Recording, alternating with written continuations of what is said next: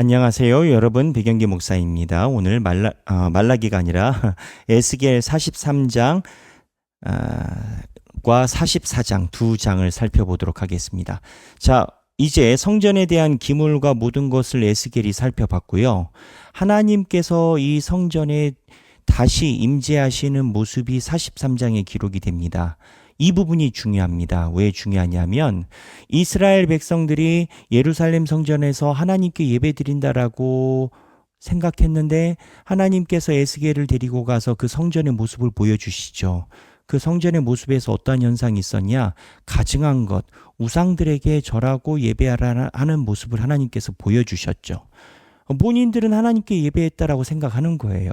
하지만 하나님이 그들은 나를 예배한 게 아니라 그들이 만든 신을 위해서 예배했다라고 하시고, 그 다음에 하나님께서 나타나신 모습이 뭐냐? 그 성전을 하나님이 떠나시죠. 하나님께서 그 성전을 떠나심으로 인해서 그 성전이 하나님이 안 계시니까 성전의 힘이 사라졌고, 그래서 바벨론에 의해서 성전이 무너지게 됐다. 에스겔이 이 얘기를 하는 겁니다. 하나님의 성전이 하나님이 계셨다면 무너지지 않죠. 하나님의 교회가 하나님이 계신다면 무너지지 않죠. 근데 그렇게 된 이유가 하나님이 그 성전을 떠나게 됐다. 그런데 오늘 본문은 하나님께서 떠나신 성전을 다시 재임재를 해주십니다.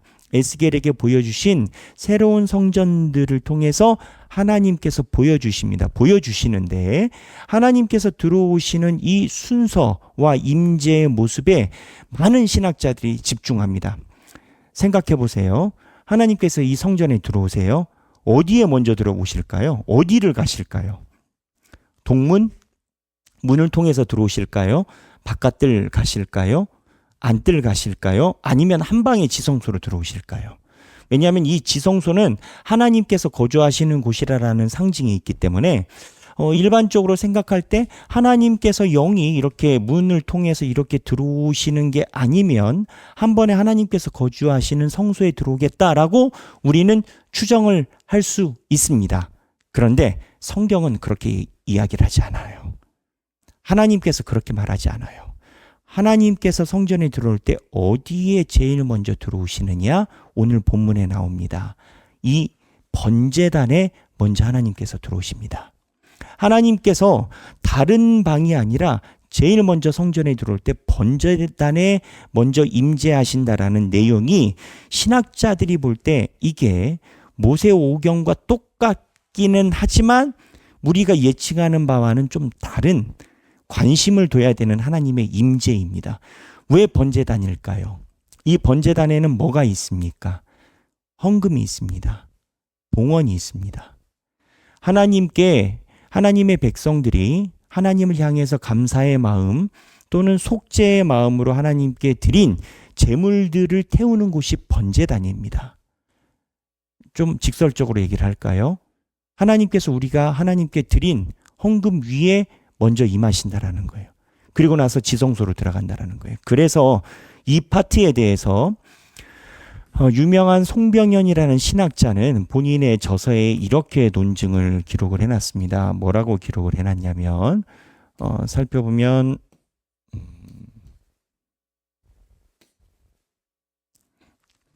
이렇게 본인이 기록을 해놨습니다.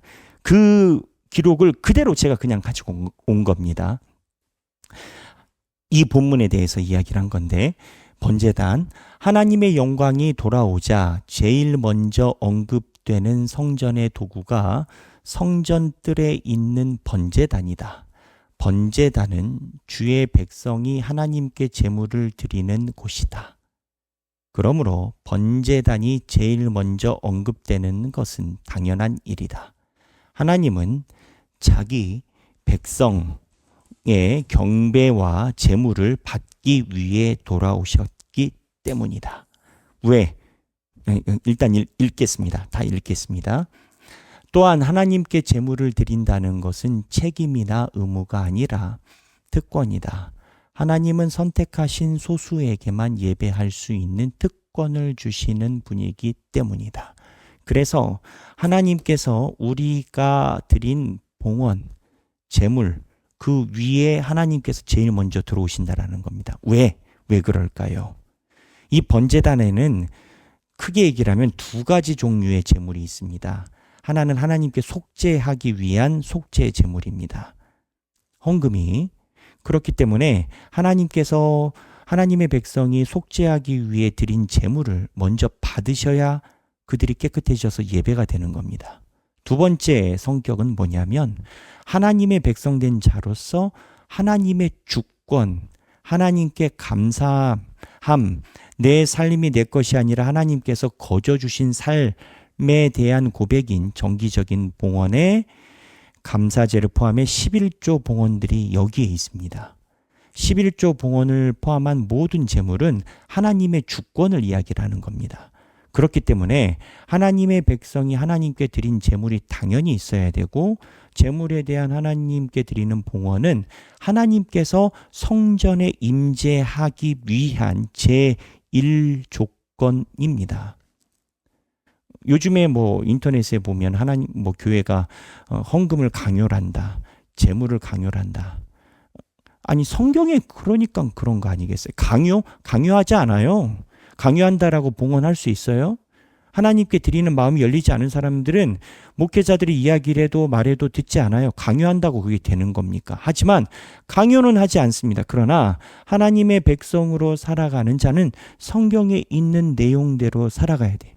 이스라엘 백성들이 에스겔이 500년도 후반쯤에 이 메시지를 보여줬고 느헤미야 시대 때 한 100년쯤 지나서 500에서 이제 0으로 올수록 가까우니까 한 400년쯤 해가지고 성전을 봉헌하면서 이거를 실제적으로 가져갔습니다. 그러다가 한 300년, 200년쯤 와가지고 말라기 시대에 오면서 사람들이 해이해지기 시작했어요.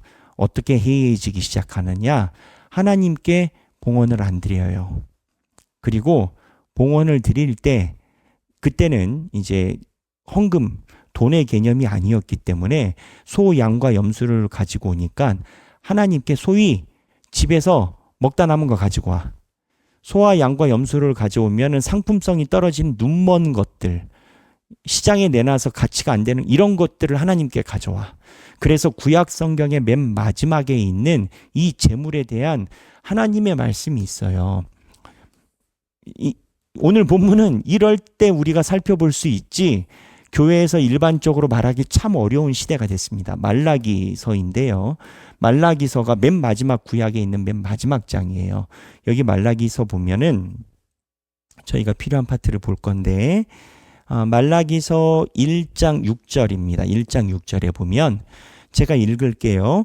내 이름을 멸시하는 제사장들아 나 만군의 여호와가 너희에게 이르기를 아들은 그 아비를 종은 그 주인을 공경하나니 내가 너희들의 아버지일진데 나를 공경함이 어디 있느냐? 내가 주인일진데 나를 두려워함이 어디 있느냐? 하나 너희는 이르기를 우리가 어떻게 주의 이름을 멸시하였나이까 하나이다. 하나님께서 지적을 하셨어요. 너희가 나를 업신 여긴다라는 거예요. 근데 이제 인식이 달라요. 하나님의 백성들이 뭐라고 하냐면 우리가 어떻게 주의 이름을 멸시하였느냐라는 거예요. 우리 그런 적 없다라는 거죠. 그랬더니 하나님께서 짚어서 이야기를 하세요. 너희가 더러운 떡, 상품성이 떨어지는 더러운 떡을 나의 제단에 드리고도 말하기를 우리가 어떻게 주를 더럽게 하였나이까 하는도다. 하나님이 이제 하나님께 드린 봉헌을 그냥 찝어서 얘기를 하시는 거예요. 너희가 나에게 상품성이 떨어지는 더러운 떡을 드려놓고 그걸 나에게 번제단 위에 얹혀놓고 어떻게 하나님께 우리가 하였느냐 하는 거예요. 이는 너희가 여호와의 식탁은 경멸히 여길 것이라 말하기 때문이라. 하나님께 드리는 봉헌은 가볍게 여긴다는 거예요. 목사님 이건 식탁 아닐까요? 자 보세요. 이제 말라기서에 이게 어떻게 나오나. 자 8절입니다. 만군의 여호와가 이르노라 너희가 눈먼 희생 제물을 바치는 것이 눈먼 희생 제물이래요. 너희가 눈먼 희생 제물 상품성이 떨어진 거예요. 양과 염소를 하나님께 제물로 가져와야 되는데 안 가져오기는 그렇고 가져가자니 그렇고, 그러니까 상품성이 떨어지는 걸 가져가는, 애매하게 가져가는 거죠. 바치는 것이 어찌, 이걸 하나님이 악하다라고 얘기를 하세요. 그냥 너희들이 형편이 그래서 긍휼의 마음과 복 돋아주는 게 아니라 악하대요. 악하지 아니하며 저는 것 병든 것을 드리고, 온전한 봉헌이 아닌 건 거죠. 저는 것 병든 것의 지금의 상징은 온전한 봉헌이 아닌 건 거예요. 병든 것을 드리는 것이 어찌 악하지 아니하냐. 하나님이 악하다라고 얘기를 하세요. 이제 그것을 너희 총독에게 드려봐라. 너희가 그런 식으로 총독, 너희가 세금도 그렇게 안 낸다, 이런 식인 것인 거죠. 하나님께서 너희가 세금도 그렇게 안 낸다. 너희 뭐 우리로 따지면은 너희가 세금, 연금 뭐 이런 데다 내는 것도 그렇게는 안 드린다라는 거예요. 총독에게 드려보라. 그가 너를 기뻐하겠으며 너를 받아주겠느냐. 나라에서 그거를 용납하겠냐라는 거예요. 나라에서도 안 받는 거를 나한테 한다라는 거예요. 만군의 여호와가 이르노라. 너희는 나 하나님께 은혜를 구하면서, 나에게 은혜를 구하면서 우리를 불쌍히 여기소서 하여 보라. 우리를 불쌍히 여기소서 하여 보라. 너희가 이같이 행하였으니 내가 너희 중 하나인들 받겠느냐. 너희들이 나한테 가지고 있는 자세가 이러한데 내가 이거를 어떻게 하겠느냐. 그래서 10절입니다. 만군의 여호와가 이르노라. 너희가 내 제단 위에 헛되이 불사르지 못하게 하기 위하여 너희 중에 성전문을 닫을 자가 있었으면 좋겠도다. 성전문을 닫을 자가 있었으면 좋겠대요. 하나님이 이제 제사장 이야기를 하는 거예요. 너희들이 차라리 눈먼 거 가져오느니 성전문을 닫아버리는 게 낫겠다라는 거예요. 닫을 자. 누구? 하나님의 제사장. 그런 거 가져올 거면 예배 드리지 말라라는 거예요. 이제 지금으로 따지면은 그런 건 거죠. 온전한 11조나 봉헌하지 않으면 예배도 드리지 못하게 하라는 거예요. 이게 말씀이 그래요. 제 얘기가 아니라 내가 너희를 기뻐하지 아니하며 너희가 손으로 드리는 것을 받지도 아니하리라. 하나도 안 받으리라. 그러나 너희는 말하기를 여호와의 식탁은 더러워졌고 그 위에 있는 과일 곧 먹을 것은 경멸이 여길 것이라 하여 내 이름을 더럽히는도다. 이게 세번역에서 뭐라고 표현했냐면, 이 말이 좀 어렵죠. 그런데 너희는 주님께 차려드리는 상쯤은 더러워져도 괜찮아 하면서 너희들도 싫어하는 음식을 제물이라고 그 위에 바치니 너희는 지금 내 이름을 더럽히고 있다. 그러니까 야, 헌금은 그렇게 해도 돼. 원래 그런 거야. 라는 걸 하나님의 이름이 더럽혀진다라고 본다라는 거예요. 그래서 13절에 만군의 여호와가 이르노라. 너희가 또 말하기를 이 일이 얼마나 번거로운고 하며 코 웃음치고 훔친 물건과 저는 것 병든 것을 가져왔느니라. 훔친 물건, 저는 것, 병든 것, 작물 가지고 왔다는 게 가져왔느니라. 여러분, 성경에 이런 본문이 있어요. 이 본문을 평신도들이 접하지 않으려 하기 때문에 사람들이 익숙하지 않은 거지, 성경의 구약의 맨 마지막이에요. 병든 것을 가져왔느니라. 너희가 이같이 봉헌물을 가져오니 내가 그것을 너희 손에서 받겠느냐. 너희 손에서 절대 받지 않겠다라는 거예요. 이는 여호와의 말이니라. 이게 누구의 말이다라고요? 말라기 선지자가 아니에요. 하나님의 말이에요. 그리고 14절 짐승 떼 가운데 수컷이 있거늘 그 서원한 일에 흠 있는 것으로 속여 내게 드리는 자는 저주를 받을 것이니. 그러니까는 하나님께 드릴 온전한 제물이 있대요. 근데 이거를 속여요. 그리고 하나님께 드려. 아나니와 삽비라 사도행전 사건 아시죠? 하나님께 속여서 제물 드렸다가 죽은 사건이 있고, 나는 큰 임금이요 내 이름은 이방 민족 중에서 두려워하는 것이 됨이라. 만군의 여호와의 말이니라. 이게 말라기 1장이에요. 그럼 하나님께서 여기서 끝나시냐? 아니에요. 하나님께서 말라기서에 그냥 대놓고 이제 이야기를 하세요. 그래서 3장 7절인데, 말라기서 3장 7절인데 보면 이제 11조를 대놓고 이야기를 하십니다. 7절 만군의 여호와가 이르노라. 너희 조상들의 날로부터 너희가 나의 규례를 떠나 지키지 아니하였다. 안 지켰대요. 언제부터? 조상들의 날로부터. 그러니까는 부모가 안 하는 것부터 계속 이어온 거예요. 부모가 그러고 살아왔는데 괜찮더라 이건 거지. 그냥 가문에 흐르는 전통인 건 거지. 그런즉 내게로 돌아오라. 그리하면 나도 너희에게로 돌아가리라 하였더니 너희가 이르기를 우리가 뭘 어떻게 하여야 하나님께 돌아가겠습니까? 아니 우리도 하나님께 돌아갈 거예요. 하나님 돌아가고 싶어요. 우리 마음은 주님께 돌아가고 싶어요. 그랬더니 하나님이 뭐라고 이야기를 하시냐? 사람이 어찌 하나님의 것을 도둑질하겠느냐? 하나님이 도둑질이래요. 아니 우리가 하나님 걸 뭘 도둑질했어요? 우리가 성전에 있는 헌금을 훔치기로 했어요. 어쨌어요? 근데 그러나 너희는 나의 것을 도둑질했대요.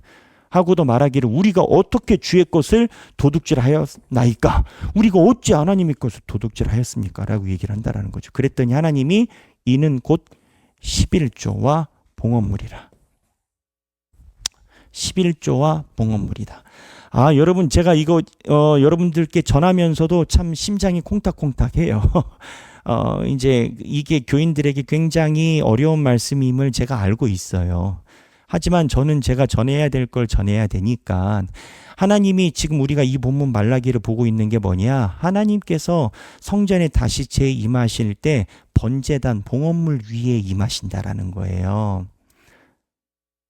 거꾸로 이야기를 하면 여러분들 삶에 하나님의 임재가 온전히 되려면 여러분들 지난번에 웨슬리가 이야기를 한 것처럼 지갑의 회개부터 일어나야 된다라는 거예요.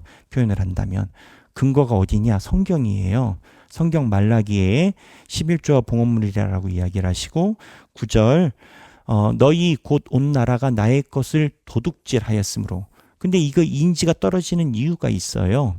온 나라가 안 해. 한두 명이 안 하고 다른 사람들이 많이 하면 쉽게 나도 해야지 이렇게 동화가 되겠지만 사람들이 안 하는 게 풍토가 된 거예요. 하는 사람이 이상한 건 거야.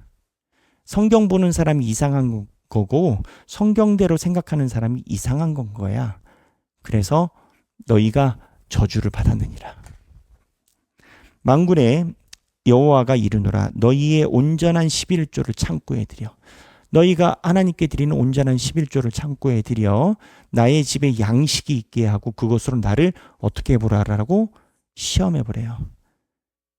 그리고 내가 하늘문을 열고 너희에게 복을 쌓을 곳이 없도록 붙지 아니하는지 시험해 보래요. 이 말이 누구? 말라기?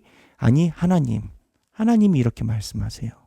11조를 온전하게 드리고 나에게 시험해 보래요.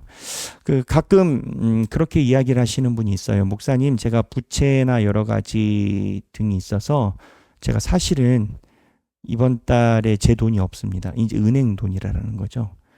근데 이제 그 안에서 드는 제 질문은 그럼 먹고는 살잖아. 밥 먹잖아. 애들 가르치잖아. 살아가잖아. 아프리카처럼 굶어 죽는 게 아니잖아. 그러면 그 돈 어디서 온 거냐는 거지. 그 돈은 은행에서 왔다라는 거지. 근데 그 은행 돈은 미래에 내가 갚을 내 돈 아니에요. 그럼 무슨 얘기냐면, 그래, 그게 없다라고 이야기를 해주고 싶어요. 그러면 이제 마음이 편해지겠죠. 그런데 하나님의 접근이 그러지 않다니까요. 이 성경에 있었던 그 당시의 이스라엘 백성들은 더 못 살았어요. 그들은 제가 쌀깡이라고 얘기를 했잖아요. 본인들이 수확을 해도 내 아내와 자녀를 종으로 매달아 놔야만 되는 상황이 연속되는데 하나님 이 접근이 다른 거예요. 하나님께서는 너희들이 온전한 생활을 안 했기 때문에 이 어려움이 왔다라는 거고 이 사람들은 내가 온전한 생활이 안 되니까 주님께 드리기에 지금은 어렵다라는 거예요. 누가 닭이 먼저냐 달걀이 먼저냐 약간 이런 느낌이에요. 근데 어떻게 하냐라는 거예요. 하나님은 얘기를 하시는 거예요. 나를 시험하라라는 거예요. 나를. 그냥 말씀이 그래요, 여러분. 만군의 여호와가 이르노라 내가 너희를 위하여 메뚜기를 금하여 너희 토지 소산을 먹어 없애지 못하게 하며 너희들이 온전한 11조를 드리면 자연에서 증발되는 것을 없애지 못하게 하고 밭에 포도나무가 열매가 기한 전에 떨어지지 않게 한다는 열매가 기한 전에 떨어지지 않게 하신다는 자연에서 섭리로 하나님께서 너희들에게 먹을 걸 채우신다라는 거예요. 이런 얘기 많이 들어요. 자영업을 했어요. 11조 드리는 게 너무 힘들어요. 근데 말씀대로 하나님께 도전을 해봤대요. 하나님이 창고를 채우셨대요. 물론 돈 벌기 위해서 11조를 드리는 건 아니에요. 핵심은 뭐냐? 하나님께서 온전히 드린 것에 대해서 공수로 보내지 않는다라는 거예요. 너희 땅이 아름다워짐으로 모든 이방인들이 너희를 복되다 하리니 만군의 여호와의 말이니라. 이게 이제 11조 파트예요. 우리 난데없이 왜 11조가 나오나? 그 얘기는 에스겔서에서 하나님께서 임재하셔서 돌아오실 때 번제단에 들어오는 내용을 하나님께서 이야기를 하셨기 때문이에요. 그래서 번제단 봉헌 위에 하나님께서 임재하시고, 그리고 오늘 본문에 있었던 내용을 보면 번제단은 봉헌을 위해서 하나님께서 이야기를 하시고, 그리고 이 43장에 보면은 이 봉헌에 관련된 내용이라서 첫 번째 하나님의 임재가 1에서부터 12절이고 이제 43장이 그렇다라는 거예요. 순서가. 그 다음에 번제단과 단 봉헌이 13절에서부터 17절이고, 그 다음에 이 번제단과 모양과 여기 모양과 크기고 그 다음에 세 번째로 봉헌에 관련돼서 18절에서부터 27절까지 이렇게 구성이 되어 있어요. 43장이. 제가 마음 같아서는 44장까지 가고 싶은데 이게 더 가면은 안 될 것 같습니다. 그래서 4장은 다음 강의에 이어서 하고요. 43장만 살펴보고 생각하기 무엇일까요? 생각하기 나의 번제단 봉헌에 대한 다짐과 기도문을 써보자. 오늘은 이거 하나입니다. 왜? 하나님의 영광이 임재가 들어오는 순서가 문도 아니고 지성소도 아니고 번제단에 들어온 이 사건을 아까 소개한 그 구약학자 말고도 모든 구약학자가 똑같은 이야기를 해요. 이 얘기를 왜 하느냐? 하나님께서 임재해야 예배가 되는 거잖아요. 근데 예배의 순서가 있을 거 아니에요. 처음에 번제단 봉헌에 대한 본인의 다짐에 대한 회복, 그리고 세워감이 모든 삶이 예배되는 첫 걸음이에요. 그래서 교회에서 뭐 상술적으로 장사를 한다, 그래, 비판하려면 비판하라 이거죠. 나중에 천국 가서 얘기를 해보자 이건 거지. 하나님의 성경이 그래요. 하나님의 말씀이 그래. 왜? 사람은 자기의 먹고 사는 재물에 가장 매여 있어요. 그게 없으면 못 살아. 역설적으로 그거를 하나님께 맡긴다라는 결단이 있을 때만 하나님의 임재와 예배가 가능하기 때문인 건 거예요. 생각하기 나의 번제단에 대한 다짐과 기도문을 써보자. 오늘 이 부분을 43장 한 장입니다. 43장 한 장 살펴보시고 이 부분 묵상해 보시고 나누시며 행복한 성경 읽기 되시기를 바랍니다. 감사합니다.